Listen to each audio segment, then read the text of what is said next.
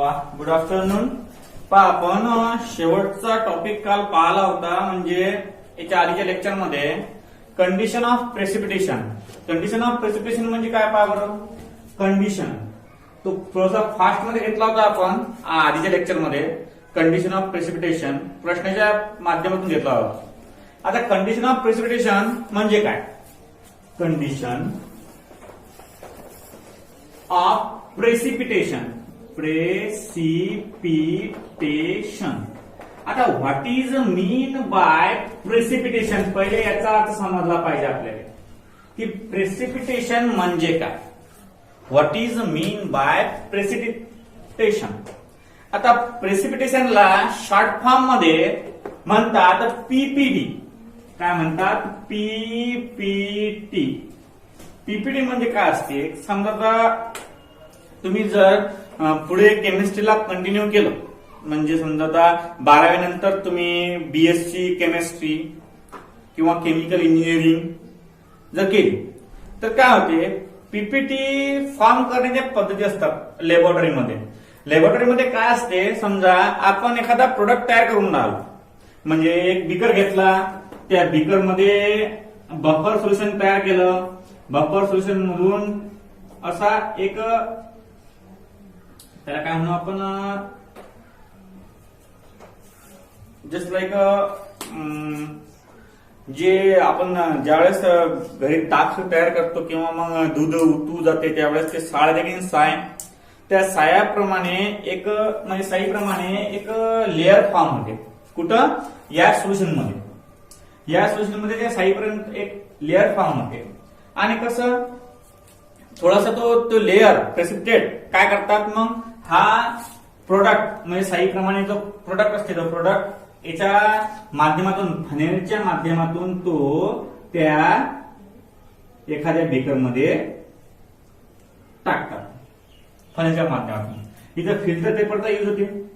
Filter paper टाकलं इथं घडी करून, आणि फिल्टर पेपरच्या माध्यमातून हा प्रोडक्ट याच्यामधून इथं फक्त पाणी शिल्लक राहते. आणि जो साईचा प्रोडक्ट आहे, साईचा प्रोडक्ट म्हणजे त्यात प्रेसिपिटेशन पीपीटी पदार्थ की ज्यामध्ये पाण्याचं प्रमाण असते. पाण्याचं प्रमाण असते अशा प्रकारचा पदार्थ या फनेलमध्ये राहते. या फनेलमध्ये राहते आणि मग या फनेलमध्ये राहिल्यावर हे पाणी फेकले जाते. कारण हे काम नसते आपल्याला, फक्त कायचं काम असते ते प्रोडक्टचं काम असते. तो प्रोडक्ट फिल्टर पेपरच्या सहाय्याने कोरडा करतात. फिल्टर पेपर त्याला इकडून तिकडून लावून एकदम असा पावडर टाईप करतात. Powder type. आता कसं आहे प्रेसिपिटेशन म्हणजे काय होते. प्रेसिपिटेशन म्हणजे एखाद्या सॉलिड मध्ये वॉटर प्रेझेंट असणं. गारा पाहिल्या गारा. आता या दिवसात गारा येते आपल्या घरासमोर. त्या गाऱ्यामध्ये काय असते. गाऱ्यामध्ये पाण्याचं प्रमाण असते आणि माती असते. त्यामुळे तो गारा आपल्या पायाला चिपकतो. का बरं चिपकतो. त्यामध्ये पाणी असते. मग तशा प्रकारचा प्रोडक्ट त्याला आपण प्रेसिपिटेशन म्हणतो. गाऱ्या टाईप. ज्या आपल्या घराजवळचा गारा समजा आहे. आता हे झालं एक एक्झाम्पल. फॉर एक्झाम्पल आपण जर केमिस्ट्रीच्या दृष्टिकोनातून विचार केला तर केमिस्ट्रीच्या लॅबमध्ये खूप सारे प्रोडक्ट तयार होत असताना समजा आपण त्याला हिट करून किंवा काही करून एखादा नवीन प्रकारचा प्रोडक्ट बनवून राहिलो. समजा बेन्झाल्डिहाइड बनवून राहिलो. काय बनवून राहिलो. बेन्झाल्डिहाइड. केमिस्ट्रीच्या लॅबोरेटरीमध्ये बेन्झाल्डिहाइड आपण बनवून राहिलो. तर बेन्झाल्डिहाइड हा पांढऱ्या कलरचा सबस्टन्स असतो. आता हा बेन्झाल्डिहाइड कसा फॉर्म करतात ते पहा.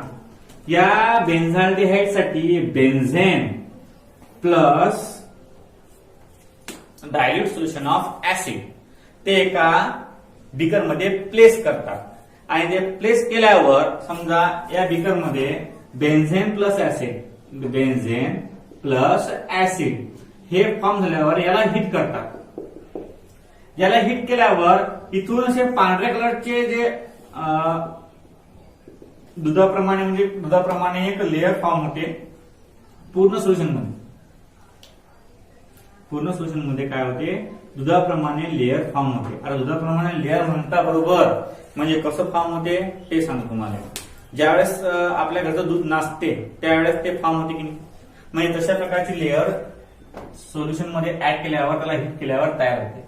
मग आता याच्यामध्ये पाणी जास्त असते, आपल्याला पाहिजे असते प्रोडक्ट, मग तो प्रोडक्ट फिल्टर्ड पेपरच्या सहाय्याने आपण फाईलमध्ये टाकून तो प्रोडक्ट जमा करतो. तर मग त्या अंदरल्या त्या फिल्टर पेपरच्या आतमधल्या प्रोडक्टला विथ वॉटर त्याला म्हणतात पीपीटी, त्याला म्हणतात प्रेसिपिटेशन, त्याला काय म्हणतात प्रेसिपिटेशन, आणि त्याला मग कोरडं करतात. बेन्झानची हाईट फॉर्म करत असताना प्रेसिपिटेशन ही मेथड खूप महत्वाची असते. आता बघा काय याच्यामध्ये दिलेलं तुम्हाला पुस्तकामध्ये पहा, condition of precipitation, ionic compound, ionic product IP of an electrolyte is defined as the same way as a solubility product. आपण solubility product ची डेफिनेशन कालच्या लेक्चर मध्ये लिहून दिलेली आहे, लिहून दिलेली आहे. ते त्याच प्रकारची डेफिनेशन कोणाची आहे, आयनिक प्रोडक्टची आहे. हा सुद्धा प्रश्न तुम्ही लिहिलेला आहे, हा प्रश्न तुम्ही लिहिलेला आहे, फक्त एक्सप्लेन करून सांगून राहिलो. पहा, ionic product of an electrolyte is defined as the same way as a solubility product. आणि याच्या 3 कंडिशन आहे. यांनी काय म्हटलं, सोल्युबिलिटी प्रोडक्टला म्हटलं केएसपी आणि आयोनिक प्रोडक्टला म्हटलं यांनी आयपी. आता याच्यामध्ये जे काही रिलेशन आहेत ते रिलेशन सांगतात की प्रेसिपिटेशन प्रोडक्ट कसा असेल. मग याच्या 3 कंडिशन आपल्या माइंड मध्ये फिट झालेल्या आहेत लहानपणापासून. कोणकोणत्या कंडिशन, एक तर आयपी इक्वल टू केएसपी असणार, एक तर आयपी हा लहान असणार केएसपी पेक्षा, एक तर आयपी हा मोठा असणार केएसपी पेक्षा.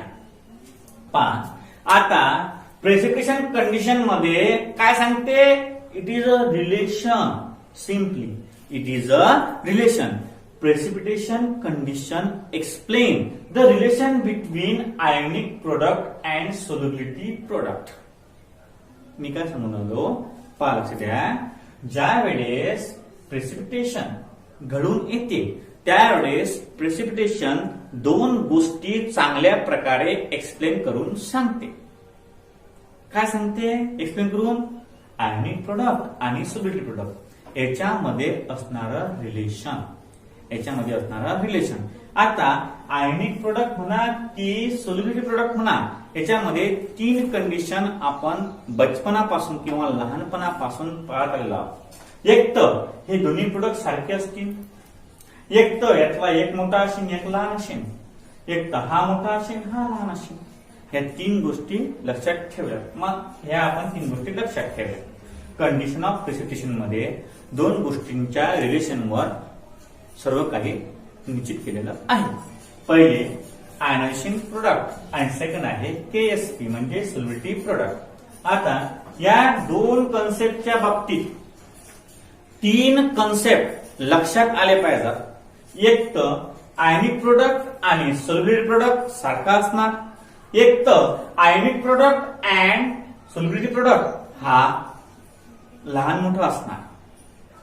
केएसपी सोल्युबिलिटी प्रोडक्ट मोठा, आयपी लहान. सोल्युबिलिटी प्रोडक्ट लहान, आयपी मोठा.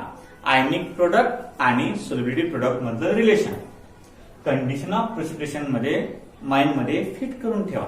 कंडिशन ऑफ प्रेसिपिटेशन एक्सप्लेन करते, काय एक्सप्लेन करते, आयनिक प्रोडक्ट आणि सोल्युबिलिटी प्रोडक्ट मधलं रिलेशन. कोण मोठा आहे कोण लहान आहे, दोन्ही इक्वल आहेत का. पहा, कंडिशन ऑफ प्रेसिपिटेशन मध्ये 3 गोष्टी लक्षात ठेवायच्या. पहिले तर आयनिक प्रोडक्ट आणि सोल्युबिलिटी प्रोडक्ट यांची डेफिनेशन सारखीच आहे.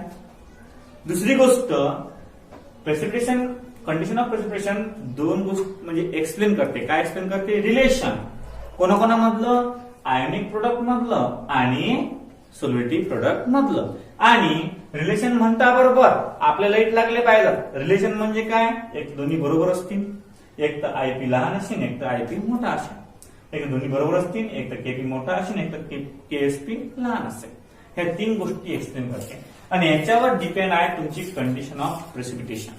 पहा, ज्या वेळेस हे आयनिक प्रोडक्ट आणि सोल्युबिलिटी प्रोडक्ट सारखे असतात, ज्या वेळेस आयनिक प्रोडक्ट आणि सोल्युबिलिटी प्रोडक्ट सारखे असतात, that implies the solution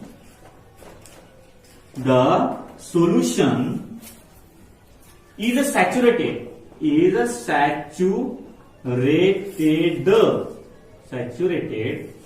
and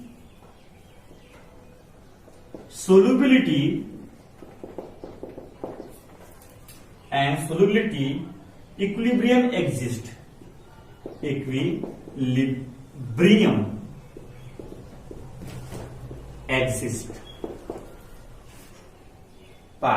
ionic product आणि सोल्युबिलिटी प्रोडक्ट जर सारखे असतील, आयनिक प्रोडक्ट आणि सोल्युबिलिटी प्रोडक्ट जर सारखे असतील तर द सोल्युशन इज सॅच्युरेटेड. आता what is mean bye saturated हे आपण सोल्युशन मध्ये पाहिलेलं आहे. सॅच्युरेटेड म्हणजे a specific amount of solute dissolve in a specific amount of solvent. जेवढं पाहिजे तेवढं, याच्या पलीकडे आता त्या सॉल्व्हंट मध्ये जरासं काही सोल्यूट लागत नाही, त्याला म्हणतात सॅच्युरेटेड सोल्युशन. समजा एखादं सोल्युशन आहे, NaOH चं सोल्युशन बनवून राहिलो आपण वॉटर मध्ये, आणि काय केलं, NaCl हा जेवढा ऍड करायचा आहे तेवढा ऍड. आता आपण एक सुद्धा ऍटम NaCl चा टाकला की ते सोल्युशन खराब होऊन जाते. अशा प्रकारची कंडिशन त्याला म्हणतो आपण saturated solution. A solution is saturated. कधी सॅच्युरेटेड असते ते? ज्या वेळेस आयनिक प्रोडक्ट आणि सोल्युबिलिटी प्रोडक्ट या दोघांची व्हॅल्यू काय असते? सेम असते. आयनिक प्रोडक्ट आणि सोल्युबिलिटी प्रोडक्ट या दोघांची व्हॅल्यू सेम आली म्हणजे तो झाला सॅच्युरेटेड सोल्युशन. ते झालं काय झालं? Saturated solution. ज्यावेळेस आयनिक प्रोडक्ट आणि सोल्युबिलिटी प्रोडक्ट हे सारखे असतील त्यावेळेस सोल्युशन सॅच्युरेटेड असते अँड सोल्युबिलिटी इक्विलिब्रियम एक्झिस्ट. म्हणजे सोल्युबिलिटी आहे ते इक्विलिब्रियमला प्रेझेंट असते. म्हणजे सर्व आता कसं आहे, सॅच्युरेटेड सोल्युशन म्हणता बरोबर कसं लक्षात राहिलं तुमच्या? सॅच्युरेटेड सोल्युशन की बस आता याच्या पुढे डिझॉल्व्ह होऊ शकत नाही, आता ऍट रेस्ट आणि म्हणून इथे दिलाय equilibrium exist, solubility equilibrium exist. म्हणजे याच्यानंतर याच्यात काहीही टाकलं तर ते सोल्युबल होणार नाही, त्याला म्हणतात सोल्युबिलिटी इक्विलिब्रियम. म्हणजे सोल्युबिलिटीची उत्तांग सीमा. उत्तांग सीमा म्हणजे याच्या पलीकडे कोणताही सबस्टन्स या सोल्युशन मध्ये टाकला असता तो डिझॉल्व्ह होणं शक्य नाही, त्याला म्हणतात सॅच्युरेटेड. त्याला काय म्हणतात? सॅच्युरेटेड. आणि सोल्युबिलिटी इक्विलिब्रियम एक्झिस्ट कधी? ज्या वेळेस आयनिक प्रोडक्ट आणि सोल्युबिलिटी प्रोडक्ट या दोघांच्या व्हॅल्यू सारख्या असतील त्यावेळेस सोल्युशन हे काय असते? सॅच्युरेटेड आणि सोल्युबिलिटी इक्विलिब्रियम एक्झिस्ट. आता बघा, ज्या वेळेस आयनिक प्रोडक्ट हा सोल्युबिलिटी प्रोडक्ट पेक्षा लहान असेल त्यावेळेस, आयनिक प्रोडक्ट हा सोल्युबिलिटी प्रोडक्ट पेक्षा लहान असेल त्यावेळेस the solution is unsaturated. The solution is unsaturated. आता unsaturated and precipitation will not occur. म्हणजे ज्या वेळेस आयनिक प्रोडक्ट हा सोल्युबिलिटी प्रोडक्ट पेक्षा लहान असेल तर सोल्युशन काय असते? अनसॅच्युरेटेड सोल्युशन असते. काय असते? अनसॅच्युरेटेड. म्हणजे तुम्हाला माहितच आहे, आपण डेफिनेशन लिहून दिले जाते सॅच्युरेटेडच्या, अनसॅच्युरेटेडच्या. आता सोल्युशन जर अनसॅच्युरेटेड आहे तर त्यात खूप सारं सोल्यूट आपण टाकू शकतो आणि ते डिझॉल्व्ह सुद्धा होऊ शकते. आणि म्हणून and precipitation will not occur. Precipitation occur होत नाही. दोन कंडिशन पाहिल्या आपण. पहिली पाहिली ज्यावेळेस आयपी इक्वल टू केएसपी असेल. आयपी म्हणजे आयनिक प्रोडक्ट, केएसपी म्हणजे सोल्युबिलिटी प्रोडक्ट. हे ज्यावेळेस सेम असतील त्यावेळेस सोल्युशन इज सॅच्युरेटेड. ते जे सोल्युशन तयार होते ते कोणतं असते? सॅच्युरेटेड असते. And solubility equilibrium exist. नंतर सेकंड पाहिला आपण, IP is less than Ksp, म्हणजे आयोनिक प्रोडक्ट हा सोल्युबिलिटी प्रोडक्ट पेक्षा लहान असला. आयपी हा सोल्युबिलिटी पेक्षा लहान असला तर ते सोल्युशन असते अनसॅच्युरेटेड. काय असते? अनसॅच्युरेटेड. आणि precipitation does not occur. Precipitation does not occur. नंतर थर्ड पाहिला आपण की ज्या वेळेस आयपी मोठा असेल केएसपी पेक्षा तर द सोल्युशन इज, आता सॅच्युरेटेड झाला, अनसॅच्युरेटेड झाला, कोणता राहिला? Super saturated. Super saturated. Solution is super saturated and precipitation will occur. हे 3 कंडिशन आहेत. एकदम सिंपल आणि स्वीटच्या 3 कंडिशन आहेत. पहिल्यांदा आपण काय पाहिले या प्रश्नामध्ये ते सांगा मला. या प्रश्नामध्ये सिंपल गोष्ट पाहिली आपण एक, की कंडिशन ऑफ प्रेसिपिटेशन काय एक्सप्लेन करते? दोघांमधलं रिलेशन. ते कोणते दोघ जण आहेत? एक आहे आयनिक प्रोडक्ट आणि दुसरा कोणता आहे? Solubility product. याच्यामधलं रिलेशन एक्सप्लेन करते. मग कसं करते रिलेशन एक्सप्लेन? तर खाली 3 मध्ये दिले. आता रिलेशन म्हटल्याबरोबर दोघांमधले काय रिलेशन आहे? एक तर दोन, समजा दोघं भाऊ आहे, दोघा भावामध्ये पॉसिबिलिटीज काय आहे? हे दोघां भावाच्या वयामध्ये काय पॉसिबिलिटी आहे? एक तर दोघ जण सारखे असतील, एक तर पहिला मोठा असेल दुसरा लहान असेल, एक तर दुसरा मोठा असेल पहिला लहान असेल. मग तशा पद्धतीनं ह्या 3 पॉसिबिलिटीज या आयोनिक प्रोडक्ट मध्ये आणि सोल्युबिलिटी प्रोडक्ट मध्ये ऑब्झर्व केल्या जातात. काय म्हणते? आयपी ज्या वेळेस, म्हणजे आयोनिक प्रोडक्ट ज्या वेळेस सोल्युबिलिटी प्रोडक्ट सारखा असेल त्यावेळेस द सोल्युशन इज सॅच्युरेटेड. त्यावेळेस the solution is saturated and solubility equilibrium exists. Solubility equilibrium exists. ज्या वेळेस हा आयपी लहान असेल त्यावेळेस अनसॅच्युरेटेड सोल्युशन आणि प्रेसिपिटेशन ऑकर होत नाही. म्हणजे ज्या वेळेस हा लहान असते आयपी त्यावेळेस प्रेसिपिटेशन म्हणजे ऑकर होत नाही. ज्यावेळेस मोठा किंवा बरोबर असेल त्यावेळेस प्रेसिपिटेशन ऑकर थोड्या, म्हणजे बरोबर असेल तर थोड्या प्रमाणात होते आणि मोठा असेल तर प्रेसिपिटेशन ऑकर होते. अशा पद्धतीनं आहे काय? Condition of precipitation. आता आपला लास्टचा मुद्दा स्टार्ट करू आपण, म्हणजे last point of that chapter. आता बघ, कॉमन आयन इफेक्ट 2 नंबरचा पॉइंट आणि शेवटचा या चॅप्टर मधला न्यू चॅप्टर. हे सिलेबस मध्ये तुमच्या सिलेबस मधलं न्यू चॅप्टर. आता 2 नंबरचा टॉपिक आहे तुम्हाला आणि शेवटचा टॉपिक याच्यामधला, म्हणजे आजचा 2 नंबरचा आणि आपल्या लेसन मधला शेवटचा टॉपिक आहे common ion effect. Common ion effect. आता कॉमन आयन इफेक्ट म्हणजे काय? एक्झाम्पल घेतो पहा. काय होते? एक आपण HCl कंपाऊंड पाहू आणि एक पाहू आपण HCl.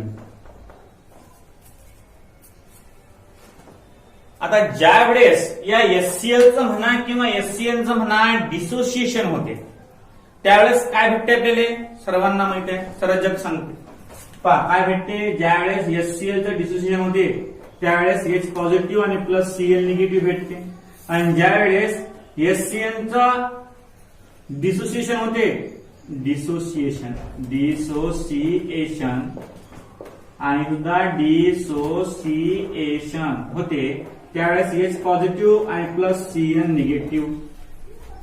हे 2 प्रकारचे आयन्स आपल्याला मिळतात. पहा आता लक्ष द्या. ज्या डिसोसिएशन होते, पहा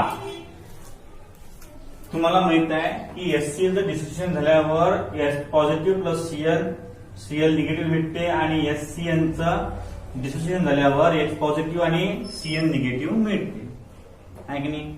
मग पहा आता कॉमन आयन इफेक्ट म्हणजे HClचं डिसोसिएशन होत असताना आणि HCnचं डिसोसिएशन होत असताना दोन्ही बाबतीत H पॉझिटिव्ह आयन मिळते. याला या कन्सेप्टला म्हणतात कॉमन आयन इफेक्ट. या कन्सेप्टला काय म्हणतात? Common ion effect. Common ion effect म्हणजे समजा दोन कंपाऊंडचं डिसोसिएशन झालं, डिसोसिएशन झाल्यावर दोन कंपाऊंडचं डिसोसिएशन झाल्यावर जर सारखे आयन्स भेटत असतील तर त्याला म्हणतात common ion effect.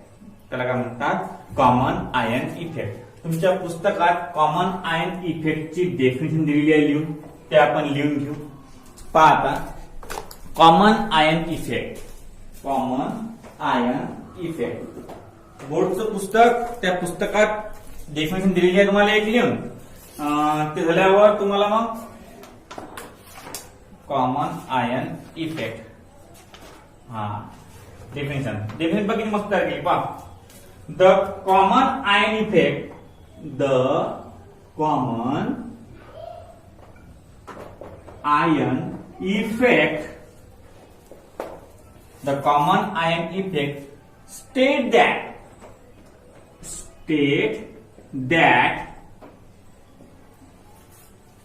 the ionization of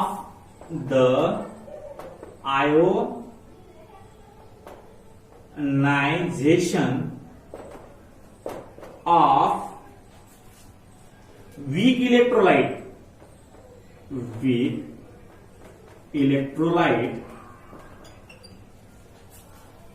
is suppressed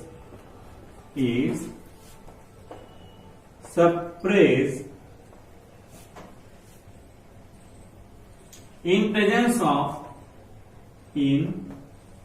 presence of strong electrolyte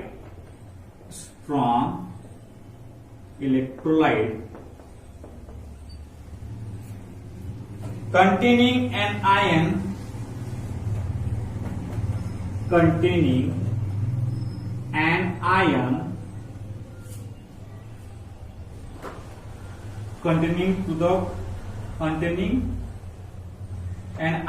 common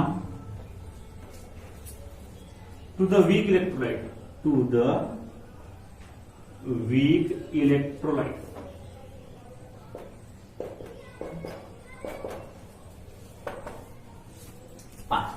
definition अशी तयार केली आहे त्यांनी.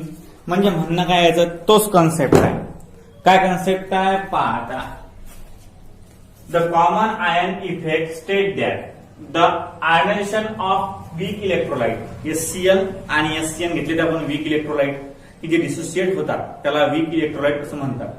जे कंपाऊंड पॉझिटिव्ह आणि निगेटिव्ह आयन्स मध्ये कन्वर्ट होतात त्याला वीक इलेक्ट्रोलाइट असं म्हणतात. पहा the common ion effect state that the ionization of weak electrolyte is suppressed in presence of a strong electrolyte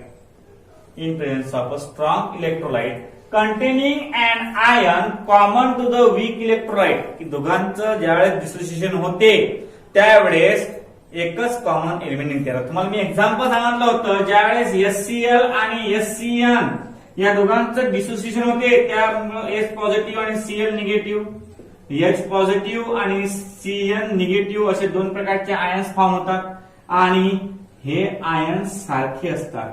याला म्हणतात कॉमन आयन इफेक्ट. याला काय म्हणतात?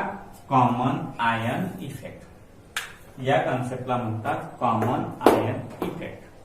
अशा प्रकारच्या कंडिशन्स आहेत. अशा प्रकारच्या काय आहेत? कंडिशन्स आहेत. पहा आता कॉमन आयन इफेक्ट तुम्हाला समजलं काय? पहा the common ion effect state that the ionization म्हणजे डिसोसिएशन. आयनायझेशन म्हणजे आयन्स फॉर्म करणं आणि डिसोसिएशन म्हणजे सुद्धा आयन्स फॉर्म करणं. The ionization of weak electrolyte of weak electrolyte, म्हणजे जे इलेक्ट्रोलाइट डिसोसिएट होतात त्यांना वीक इलेक्ट्रोलाइट असं म्हटल्या जाते. Is suppress in presence of strong electrolyte, म्हणजे स्ट्रॉंग इलेक्ट्रोलाइट मुळे काय होतं ते डिसोसिएट होतात. कंटेनिंग अँड आयन, ते आयन्स कंटेन करतात common to the weak electrolyte, म्हणजे त्याचे आणि त्या स्ट्रॉंगचे दोन्हीही इलेक्ट्रोलाइटचे आयन सारखे असतात. अशा प्रकारच्या फिनॉमिनाला आपण काय म्हणतो, common ion effect. Common ion effect. आता पहा याचे एक्झाम्पल पाहू आपण.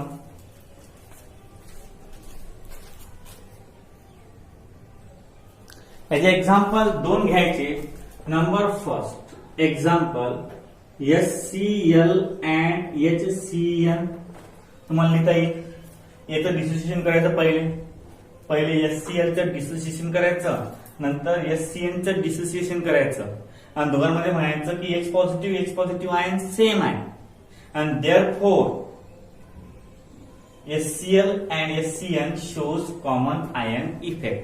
2 नंबरचं एक्झाम्पल AgCN अँड AgNO3. याचं डिसोसिएशन करायचं. Ag plus CN negative, Ag positive, NO3 negative. मग याच्यामध्ये Ag सारखा आहे, म्हणजे हे काय शो करतात, कॉमन आयन इफेक्ट. आणि अशा प्रकारे हा कन्सेप्ट आपला समाप्त झाला. लक्ष द्या. आता कॉमन आयन इफेक्ट म्हणजे काय. The common ion effect state that the ionisation of weak electrolyte is suppress म्हणजे वेगवेगळे होणं.